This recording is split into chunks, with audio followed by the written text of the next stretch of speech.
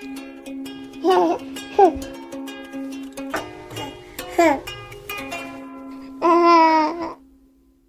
everybody, welcome back to my sporadic pregnancy journey. I think I fixed the lighting this time so it's a little more even across my face. Just wasn't thinking about it last time. I have my calendar up just so I can kind of like look back on what happened here. But let's see, so week 29-ish when my third trimester started. Okay. So that was about the middle of May, and that's when I started doing every other week. So week 32 is when I started doing weekly. Okay, so looking back, there was only a brief time where so at the very beginning of May, I had one appointment. Halfway through May, I had another appointment, and then in April, I started my weekly appointment. So the every other week appointment was really, really short. I pretty much went straight into weekly appointments once I hit my third trimester. Along with those weekly appointments was also an ultrasound. So I've been seeing baby quite a bit, which I love. I've said this before. The best part about being high risk is that they monitor you a lot, you're seeing the baby a lot, and that is really nice. Especially on days when the baby decides, they're like, do I want to move today, or do I just want to like maybe kick you once or twice? So that was my schedule. So it was actually after my anatomy scan where the MFM office told my doctor and me that they don't recommend me going over 37 weeks. And my doctor was basically like, okay, 37 weeks, that's this date, let's do it. And I was like, okay, I don't have any reason to dispute you. It is super, super close to my sister's birthday, so sorry, sister. But I'm not gonna argue here. So just like last time, my ultrasounds that I've been doing, I've actually been doing what's called a BPP. It's a biophysical profile, and baby has to pass, I believe there's 4 different things they have to do, and each of those things counts for 2 points. So it comes out to you have to score an 8 out of 8. He has to do all of them to pass. So far so good. I know one of the things is movement, so they need like a big like kick or a punch. They have to practice breathing. There's something with the heart. I don't remember if it's the heart rate or if it's the movement of the heart. And then there's something else that I can never remember. But those are the 4 things they have to do. And so far, so good. There was one time where he didn't do all of those, and I had to stay for an extra hour because I had to do a non-stress test, which is where you like lay back, they strap a monitor on you, and you have to click a thing, like a tracker, every time the baby moves. And of course, because this baby is super, super active, even though he didn't practice breathing for as long as he needed to, because that has to be for 30 seconds, even though he didn't do that, he didn't want to stay still under a monitor. So she had to like strap me down. It was painful, honestly, because you know they had to get the monitor super tight so that they could hear his heartbeat no matter where he was moving, and he was moving quite a lot. And then of course I'm sitting there trying to track, and she would just walk away for like 5 to 10 minutes and then come back and be like, oh, he got off the monitor like 7 minutes ago. And I'm just like, oh, come on. So that was really, really obnoxious. Ever since then, I have been trying to eat like right before my appointment, or have a little bit of caffeine right before my appointment. Anything to kind of like jolt him awake for the BPPs, and so far that has worked. I'm trying to think. So last pregnancy, I had issues with my blood pressure going up. Blood pressure has been super, super stable for basically the last 2 months, ever since I upped my medication a little bit. So blood pressure's been fine. My amniotic fluid got really high last time, but it got really high like right at 37 weeks. So far, amniotic fluid is fine, perfectly normal amount, which is good. And by 37 weeks, it won't matter because be going in for that C-section. And I know last time I started swelling really bad. I had a little bit of swelling earlier this week actually, but it's already gone down. I think it was just me like sitting weird. I've definitely like turned a corner though in terms of like aches and pains. The beginning of my third trimester was pretty chill. I would say up until about week 33, not 33, week 34, 35, I was doing pretty good. And then about week 34, 35, my hips have started hurting if I sit weird at all.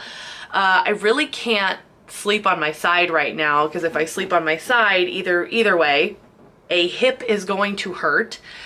And so I've basically been sitting like propped up because you're not supposed to sleep on your back either.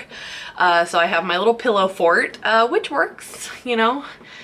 Not gonna complain about it working. I've been getting a lot of lower back pain, That started probably around 30 to 33 weeks, somewhere in there. And I remember that from last time too. And then heartburn.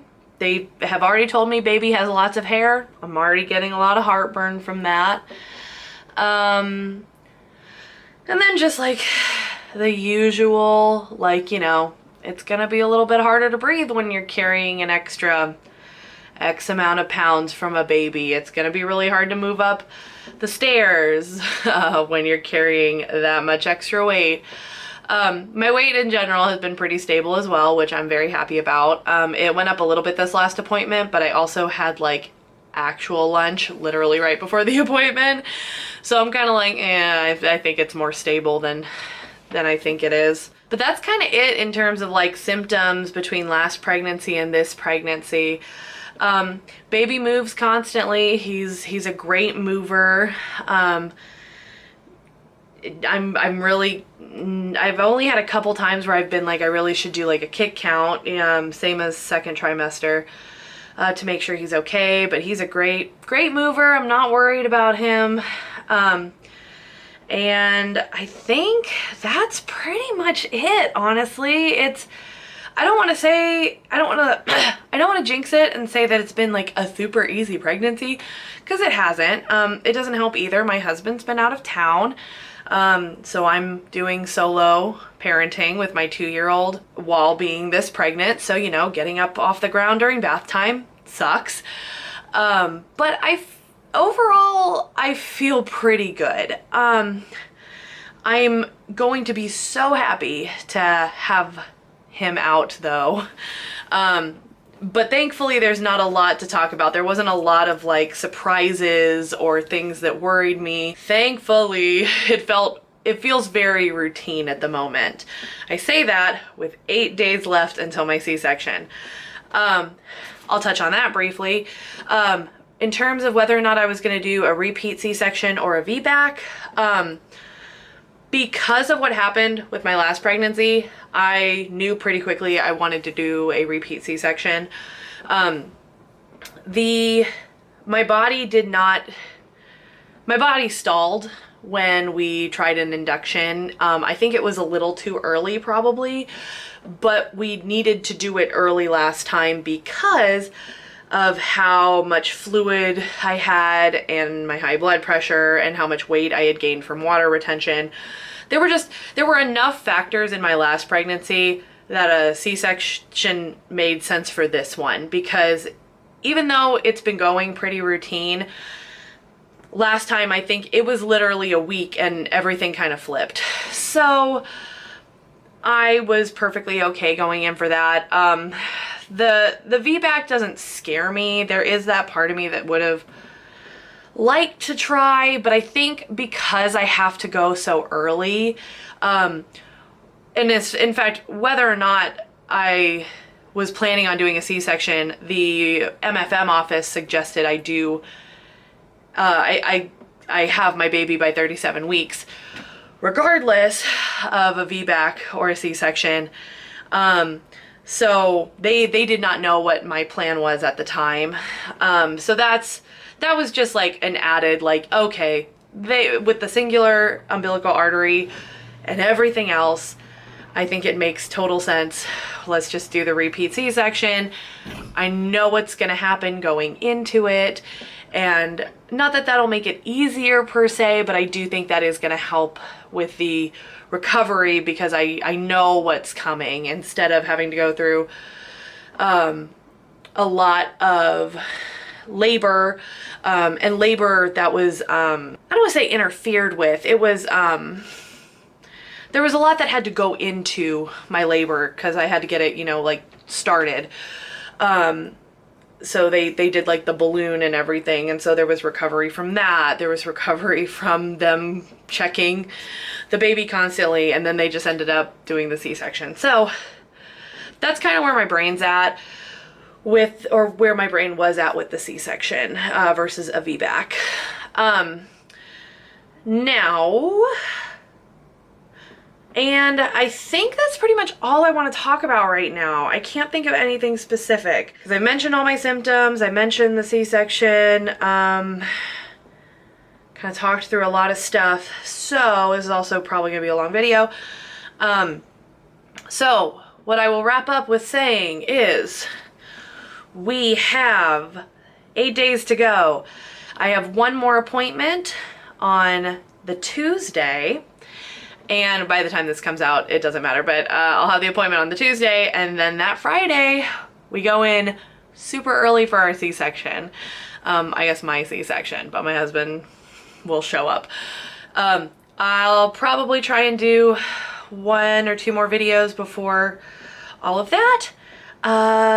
So hopefully you'll see me at least one more time before we have kid number 2, but either way, I will see you guys in the next video. Bye!